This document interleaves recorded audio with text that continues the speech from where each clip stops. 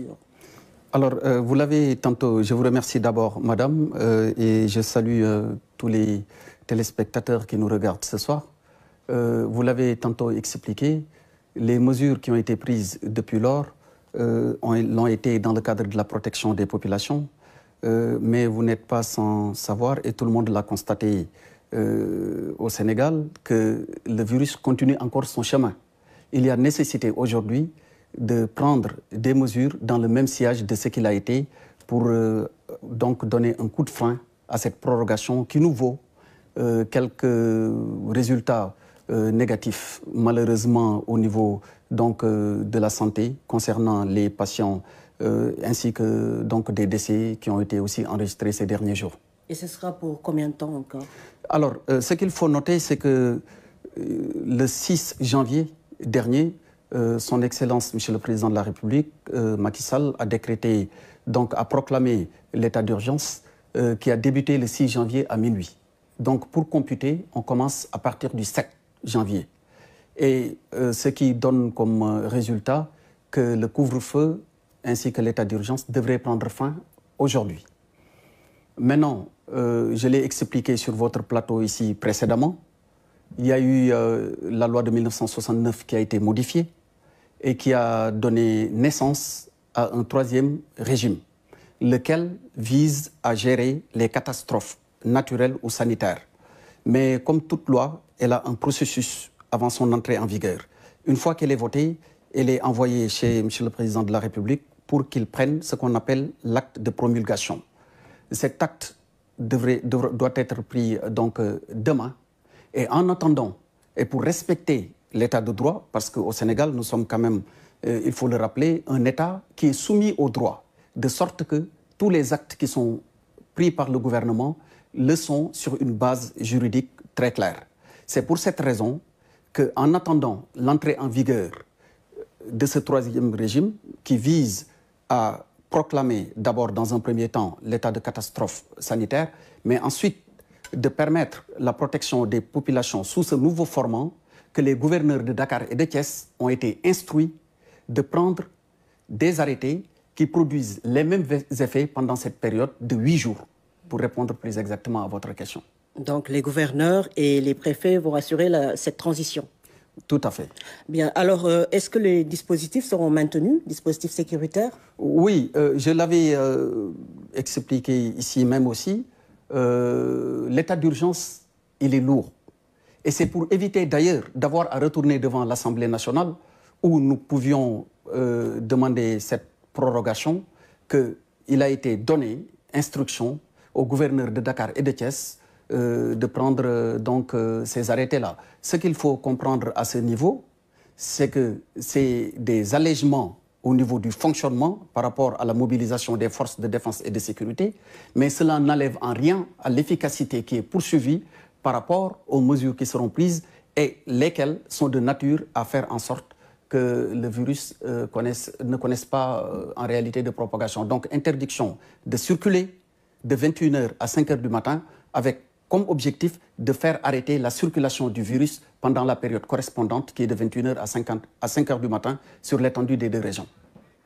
Est-ce qu'il y a aussi ce décret relatif aux attributions des gouverneurs, disons par exemple dans la région de Kaolack, une région où le nombre de cas commence à inquiéter? Est-ce que ce gouverneur, celui de Kaolack, peut prendre des mesures spécifiques?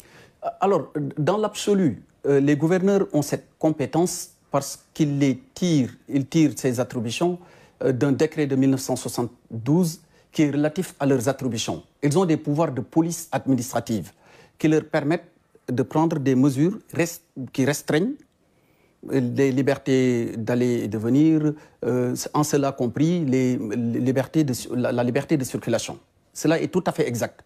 Mais pour l'instant, et comme on est dans le cadre d'une coordination à un échelon national, il est important qu'à chaque fois que de telles mesures soient prises, qu'elles le soient dans le cadre de la coordination. Et c'est dans ce cadre-là, justement, que pour l'instant, l'avis qui a été donné par le Comité national de gestion des épidémies l'a été sur la base du constat du taux de contamination qui affecte plus sévèrement les régions de Dakar et de Thiès.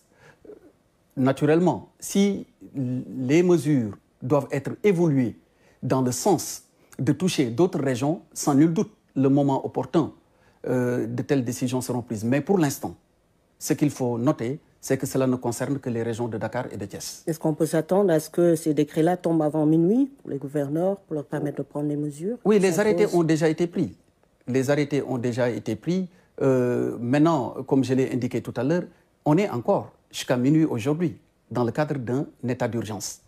Et je l'ai rappelé tantôt, les computations de délai, ça y est là, il y a eu beaucoup d'interrogations, comme il n'a pas manqué aussi de faire, voilà, d'avoir quelques commentaires sur le sujet, parce que d'aucuns ont estimé, dans le cadre des computations de délai, que c'était à partir du 5 à minuit. Mais en réalité, si on retourne au décret signé par M. le Président de la République, il est bien indiqué que l'état d'urgence est proclamé à partir du 6 janvier à minuit. Donc, entrée en vigueur le 7. Parce qu'il y a aussi beaucoup de personnes qui sont encore dans les rues de Dakar, croyant que le couvre-feu a pris fin hier.